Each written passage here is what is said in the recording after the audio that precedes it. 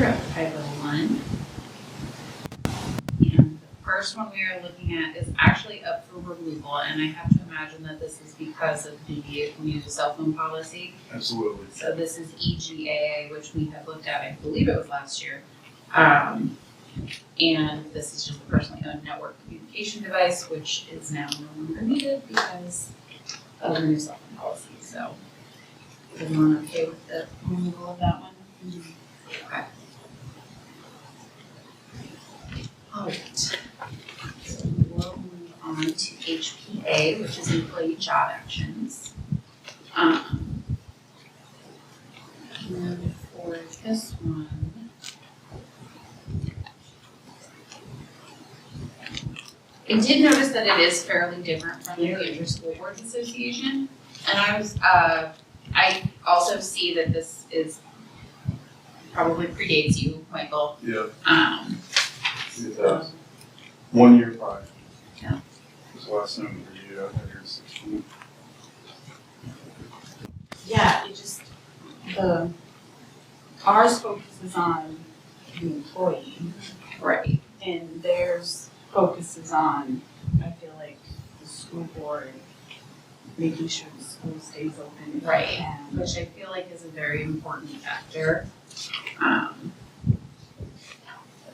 so I wondered why it was so different. Yeah. I'm not sure we're gonna get that answer, but I do think that That's true. That's You're not true. gonna get that. Again. I do think that it is important to include certain aspects of, what would, in the event of a work stoppage, what would need to be necessary to be done to make sure that the school day continues, especially given some of the things that are currently happening right now. Right.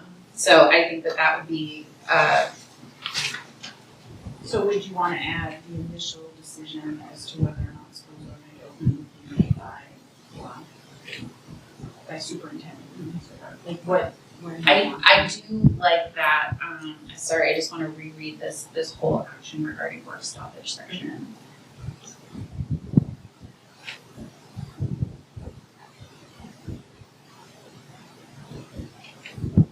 I actually do like that whole section. I would definitely entertain anything that you would like to add, Michael, or anything that you think would be. I don't know why 7:30 p.m. is. I know, I do, But that was a little interesting. that they actually specify Right. Right. I don't know that it needs to get that specific, but we have to meet at 7:30 p.m. But So this sort of, in my opinion, contradicts itself. The first paragraph and the first paragraph under action regarding work stoppages. It says the board will keep schools open so long as, and then the next paragraph says this decision as to whether or not schools will remain open is up to Oh, yeah. by the superintendent. the first paragraph in the second paragraph. So, Yeah, so the first paragraph saying, we're keeping schools open if there's a work stoppage, and the second paragraph states it's up to the decision of the superintendent in consultation with the chair.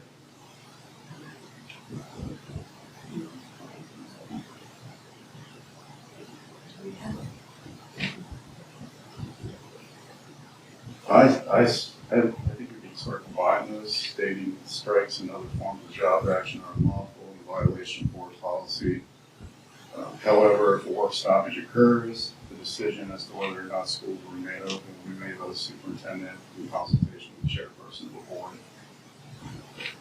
I agree with that.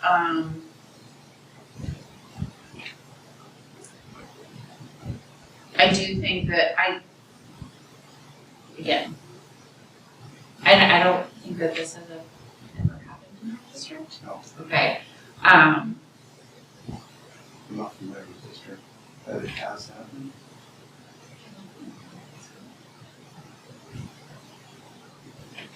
I do think that there would need to be a meeting to ensure that, the health and safety of the students and employees can be assured, in the event of that. So I do sort of feel like maybe the second and third paragraphs should be included. But I do see what you mean about that first paragraph sort of being a little bit of a contradiction. factory statement.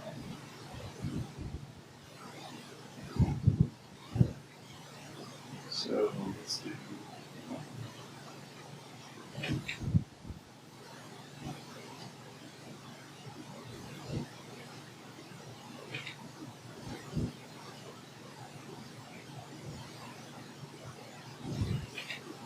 So just sort of, let's put those under the title action regarding work stoppage. So Okay. that first paragraph would read, strikes and other forms of job action are unlawful in violation of board policy. However, if work stoppage occurs, the initial decision as to whether or not school will remain open will be made by the superintendent. But in consultation with the chair, consultation not possible, the superintendent is authorized to make a decision. There will be an emergency meeting of the board during the evening the work stoppage will occur. May I offer an alternative suggestion? Certainly. So, in the actual policy, the first, it looks like line 3, it says any strike, job action, or withholding of services by a public employee is illegal. Yeah. We just take that out and then put in what we just discussed. Yeah. And then go into, the additional information. Does that make sense? Yes. Okay. I did also actually have a question about this regarding any employee who so acts will, number 2, is there a permanent record? Employee fund. Yeah. Okay, I didn't know how that necessarily works, is that just, within the district, is that just for public schools, is that held, No, I so every employee has a personnel file that's kept at the SDU office. Okay, So any type of letter, or any type of, document that pertains to their employment is kept in that employee personnel file.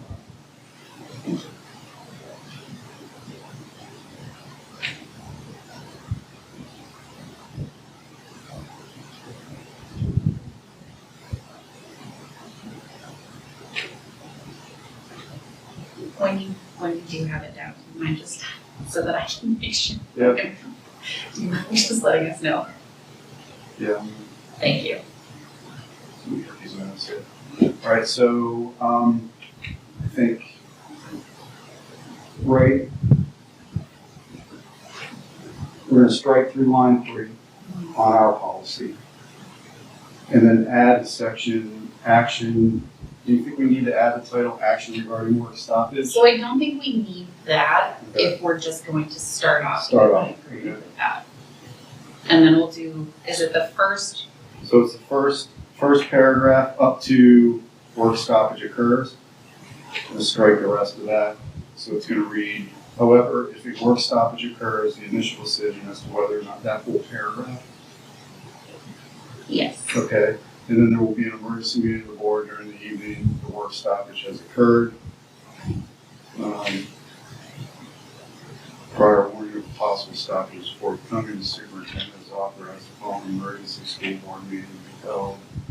I don't know that we Meeting need the place. 7:30 PM. No, I think we definitely can not. probably just, We Yeah. could just say emergency Emergency school board. meeting, Yep. period. Period.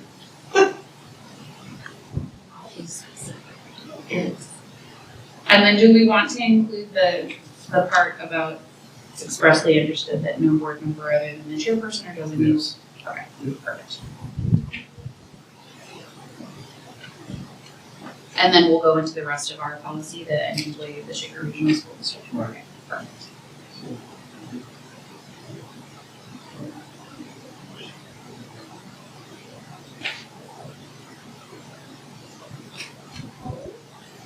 So bring this to the full board as needed.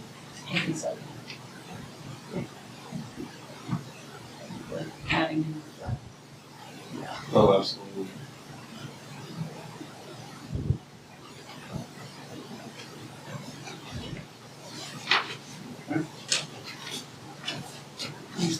Hold on that one. Alright, this one is IAB. And this is There. Audie, oh, sorry. There is no sample school board policy for this. It's That was school board association policy for this. So they don't have one. No.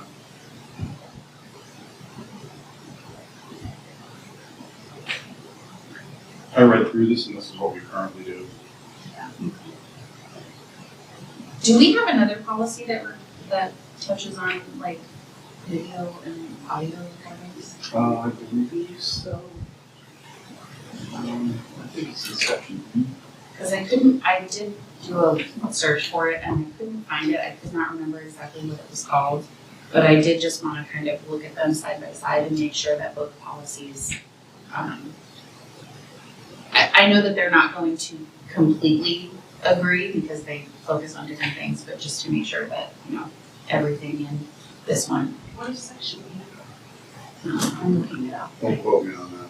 I know, I figured Michael would know it off the top of his head.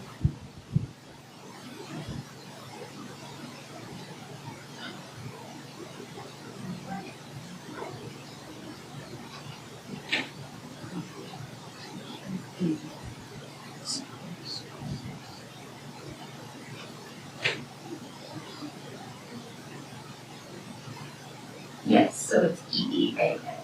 Alright. Thank you, I did not have the right section. I was. Yeah, transportation. I was gonna say, I'm not a little bit.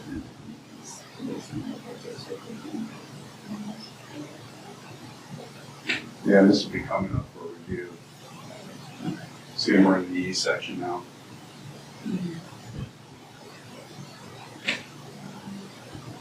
Wait, no, we just did this. Yeah. I was gonna say 2023, it looks like we did Yep. read this document. So we're good on this one.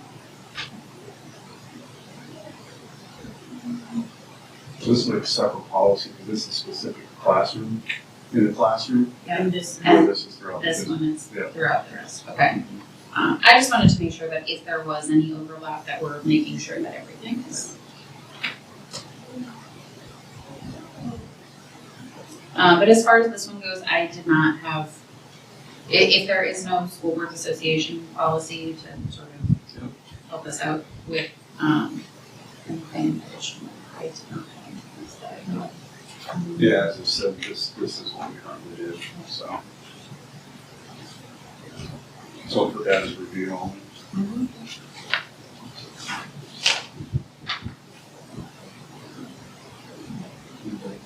Yes. Alright. Next one is IC, which is the school year. This one needs to complete remap. yeah, Sorry, this one. I couldn't tell if you were proposing something, but that was my comment. So I would propose that we remove our current policy IC. I should say, remove the wording in our current policy IC and replace it with the wording in the school board association. Not all of it. There's some of it that's not applicable. I was gonna say this one is much more comprehensive. So if it's all right, I'll go through what I think we should put Yeah. in out of the school board association, because some of it's not applicable to us. So if you go to the school board association under school year, I feel that it would be appropriate to read as the student school year shall be the number of hours as required in the rules of New Hampshire Education ED 306.1. 306.18. Okay. Because that is how. Because it's the students right here. Yeah. And we do work, we have a calendar that's set on school days. However, we work off instructional hours. Okay. And then, Do we need to do something with the teachers? yeah, so the school year, so the next sentence basically, the school year for teachers and other certified professionals shall be determined by the board, applicable collective bargaining agreement or individual contract. Okay. Same thing for support staff, we read the same thing, school year for support staff shall be determined by the board, applicable collective bargaining agreement or individual contract. Do we give support staff contracts? We do. Yeah. We do. School closures, that's perfect, I don't see any change in wording there at all. That one. Yep, it's worded really well. The distance education during inclement weather, it's remote learning or distance learning, they call it. Yeah. I like all of the wording in the first and second paragraph under that. And for the last paragraph under that, I would strike through C, also policies IC and IMBA, I'm sure those are necessary. So it would end at ED 306.22. And then school calendar. The school calendar will be developed by the superintendent and submitted to the board for approval, period. Okay. Any exceptions or revisions to the calendar, therefore, must be approved in advance by the board.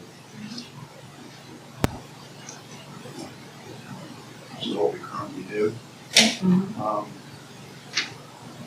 Superintendent shall ensure that the calendar conforms to the number of actual days of instruction and employment as required by law, board policy, and staff contracts. That's straightforward. And then I also read like the next paragraph, the next 3 paragraphs, quite honestly. Just had a question about the last paragraph. I don't know if we need as of 2024. I don't know that we do. Yeah, because it's designated in RSA 280 I don't think, yeah. colon 1, so I think we don't need to. We don't need to reiterate it. Right.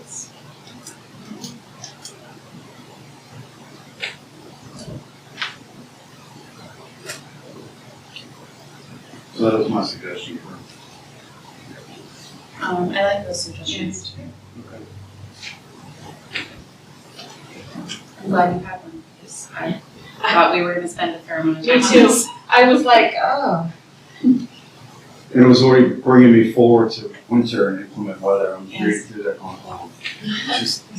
Time for that. Sometimes the first day with staff, I'm reviewing a policy about it.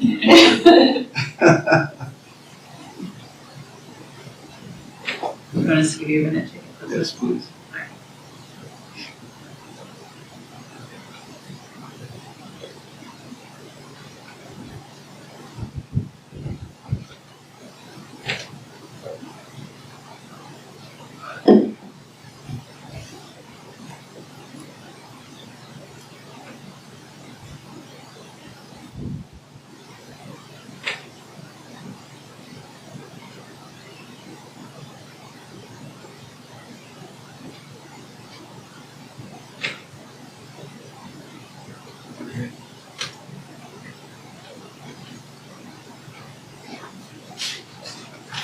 Okay, thank you. Alright, so the next one is IF. And with this one, I did notice that, the bullet points on this one, in the New Hampshire School Boards Association, they have the resource-based learning opportunities as another inclusion. And I thought that actually works really well with the new strategic direction. Sort of route, so I thought that that might be a good addition. I actually, so this isn't in the 306 rules anymore. So all of the codes down below. Because the School Boards Association hasn't updated this based on the adoption of the 300s. Yeah. And so none of those administrative rules apply to what they say they do. So we can remove the footnotes. Yeah, and it's, I mean, I'm fine with, I'm also curious why the School Boards Association, maybe it said it and I just didn't see it. They no longer, it's no longer required by law as of May of 2014.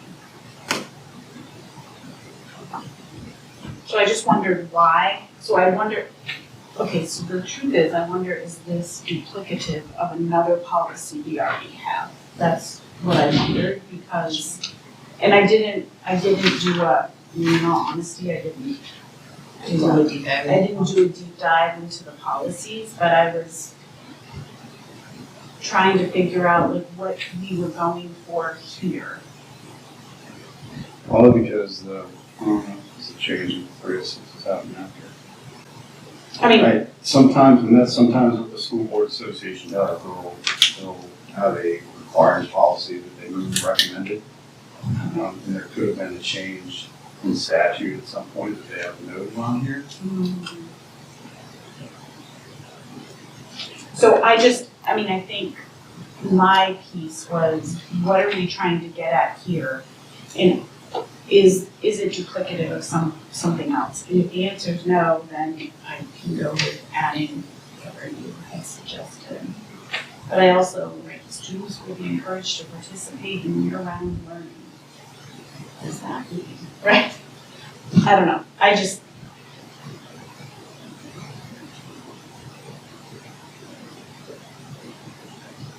So are you thinking that we can remove it since it's not required? Jill, I'm really curious your perspective as a teacher, and as a parent, what does this tell me that's different than some of the other things we have? I'm sure that adds more fun and things that they Yeah. have it laid out. It is still recommended, it's not required anymore, but it is still recommended. So I'm assuming that the change from required to recommended happened because of the 300 change? Well, No. No. It was prior? I'm fine with keeping it, I just asked the question just to see, we definitely need to remove the citations, Yes. but I'm not opposed to anything.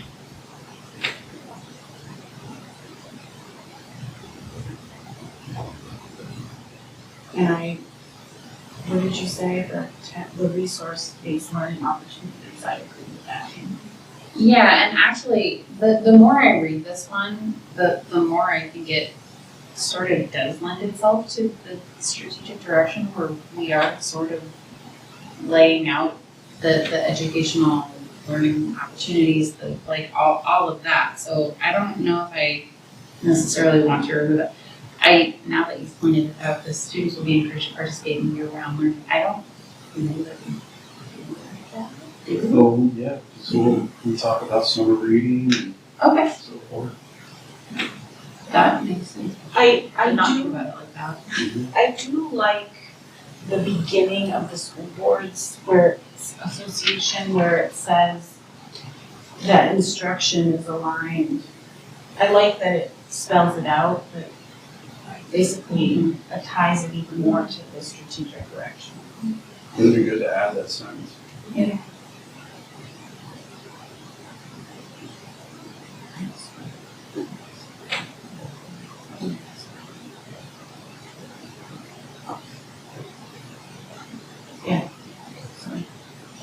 Now those two things Yeah, I'm fine. Remove the footnotes. and remove the footnotes, yes.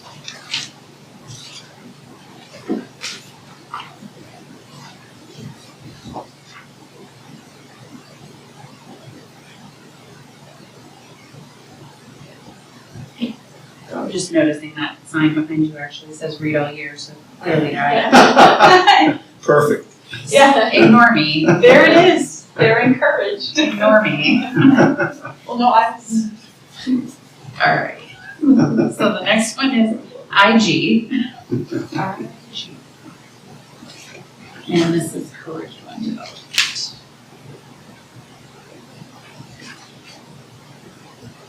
Yeah, clearly the School Board Association was last revised in 2004, ours was reviewed in 2016.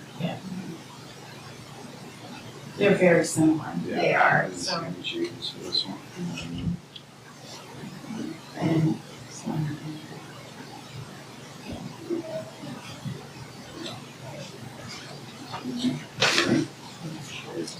on that one. Then I'll move on to IGD, which is the curriculum adoption. Again, it's very, very similar. Mhm.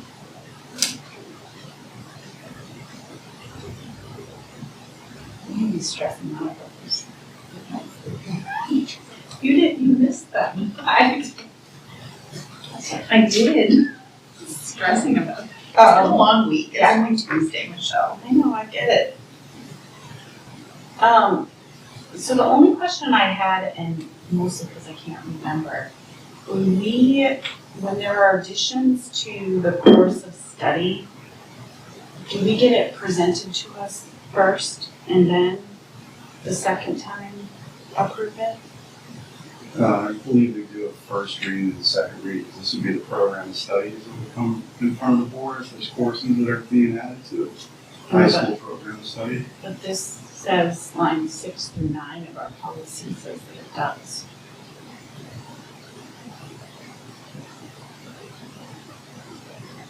Okay. So I'm not saying it needs to, I just, We actually started going down that path. We started doing handbooks first and second Correct. reading. So maybe the program of studies do a first and second reading? Or is that necessary? Because you might do a first reading and then table it. So I don't know if it necessarily needs to be laid out. I Policy like this.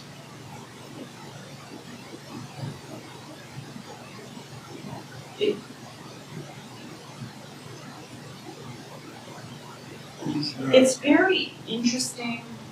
ED 30301. Let's look at it. So it has a footnote specific to ED 30301.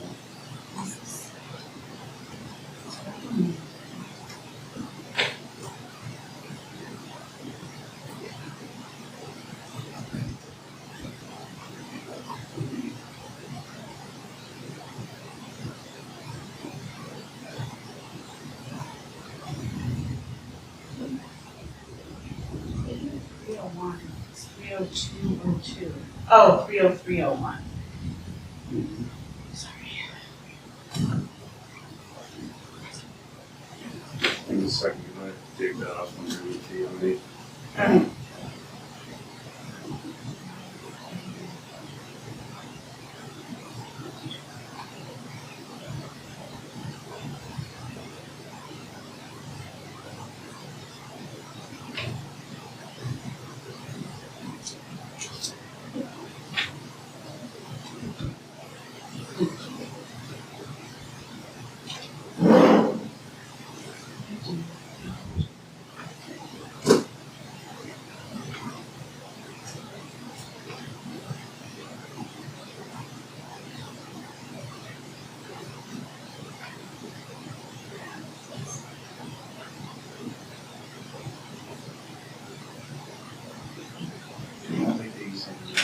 Well, they're, Fine. well, I saw 302.02 F. It's in.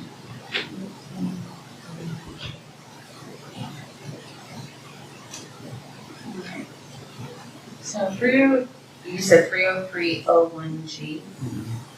In consultation with the superintendent and in accordance with the statutes and rules of the State Board of Education, determine the educational goals of the district, develop the long-range plans, and intensify measurable and attainable short-term objectives. The school board shall require the implementation of educational programs designed to reflect the goals and objectives, and further, the school board shall review such programs and make public the results of such an investigation.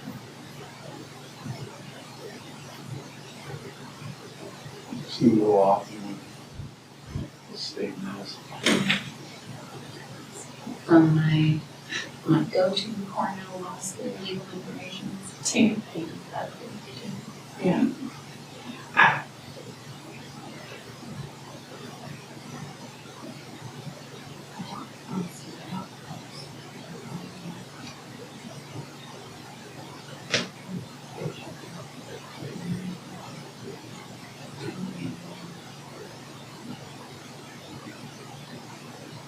Here we go.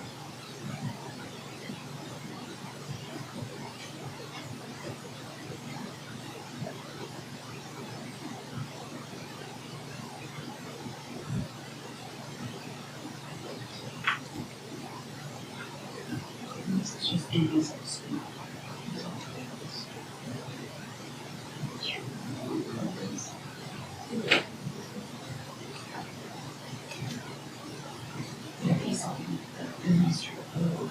Yeah. 30301.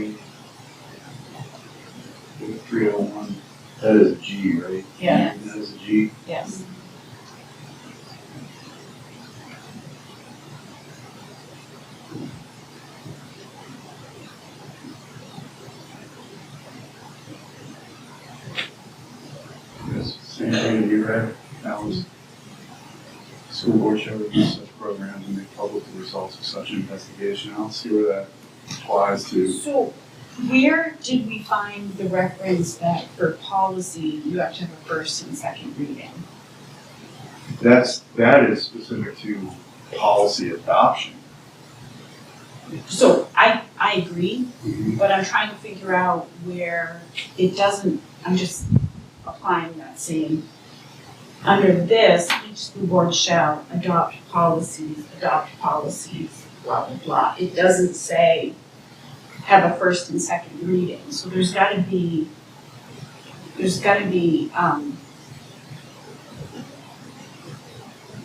other procedures that go along with it, with these administrative rules.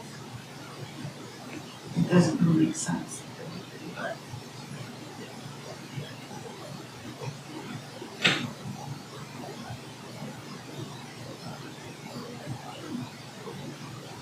So let's go back to the first footnote. I'm still hung up on that. Okay. Study be made without such approval. So that's 30202F. So that is.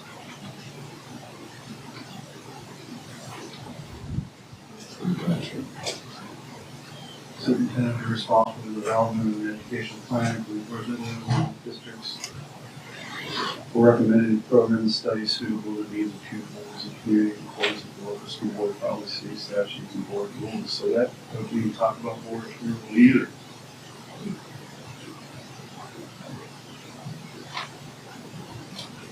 So that footnote isn't accurate with the wording that's in here.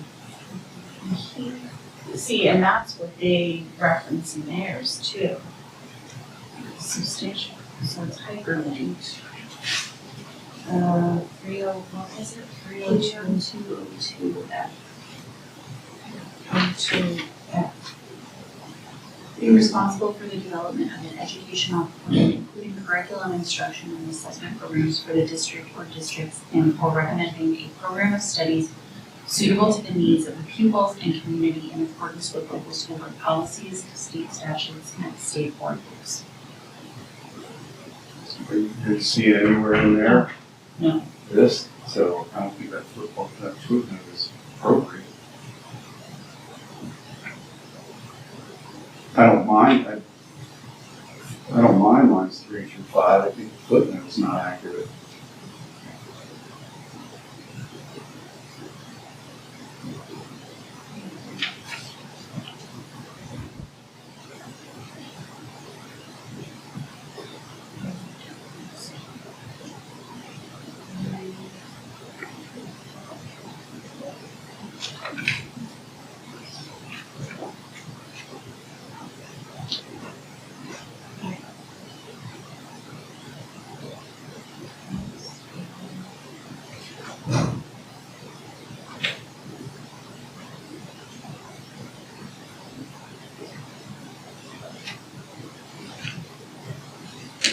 So lines 3 through 5 basically sum up the School Boards Association, the 2 paragraphs in their sample policy.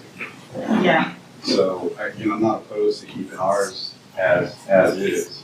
With 3 through 5, we can remove that footnote. And then let's have a conversation around 6 through 9, because again, that doesn't seem to apply to the footnote. I mean, the footnote doesn't apply to how the 300 rule reads.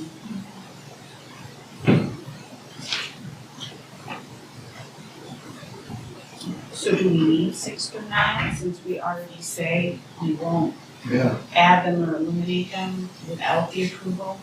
I'm not sure that we do. I don't think we need the, basically what's outlining the first and second reading. Right. So it's not necessary. Right. I'm good with it.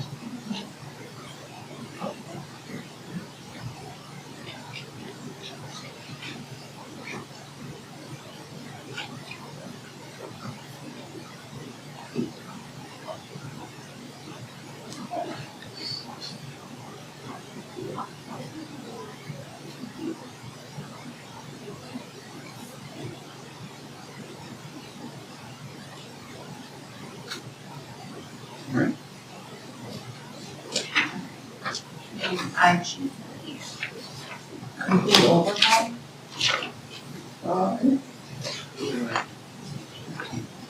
Well, we're missing pieces. Yeah, so I think, in looking at this, I think we need to add, if you look in the School Board Association sample policy, I think we need to add on line 26 of our policy, we need to add sexual orientation, gender, gender identity, and gender expression. Sorry, you said line 26? Yeah, of our policy. It ends with instruction of human sexuality or human sexual education. And this would be the changes in the recent law. We need to add sexual orientation, gender, gender identity, or gender expression. I agree with that. Yeah.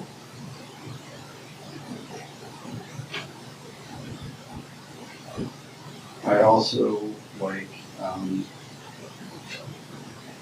adding the last sentence under that note as well. I think that's important to note. The student asks a question during class. It's okay for the teacher to answer that, or the School Board Association. I did not do a side by side. I did, this is what I saw that we potentially need to add. And those, that's it.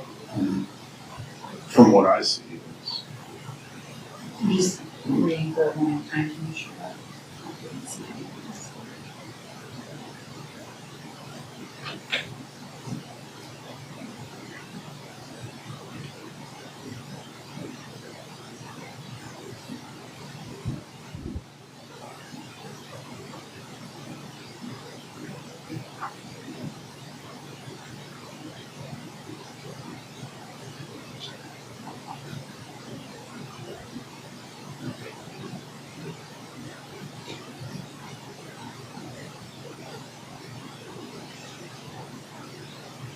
One thing that is in the School Board Association policy that is not in ours is that the school district staff will make reasonable efforts within the scope of existing time, schedules, resources, and activities to accommodate alternative instruction for the student if requested. And we wanted to address it.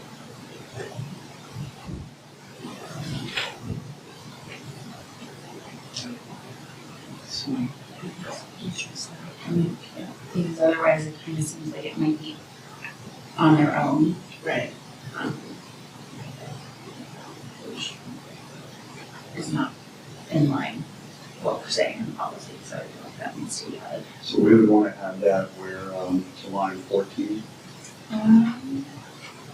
Seems like we should start talking about alternative course material. Yes, I would agree with that.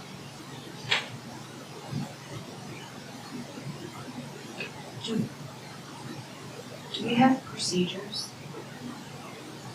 For parent or guardian to inspect instructional procedures? Yes.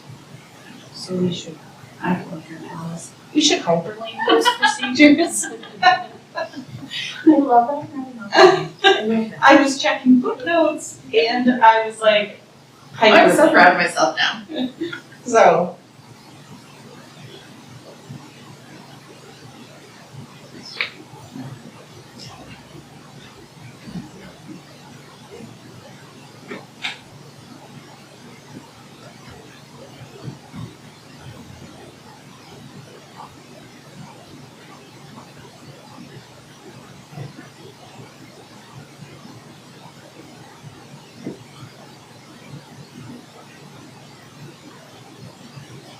Okay.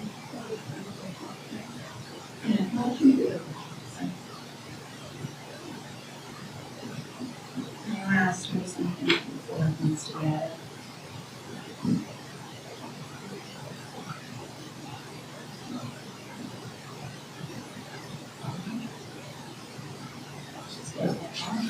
Yes. Yes, I am.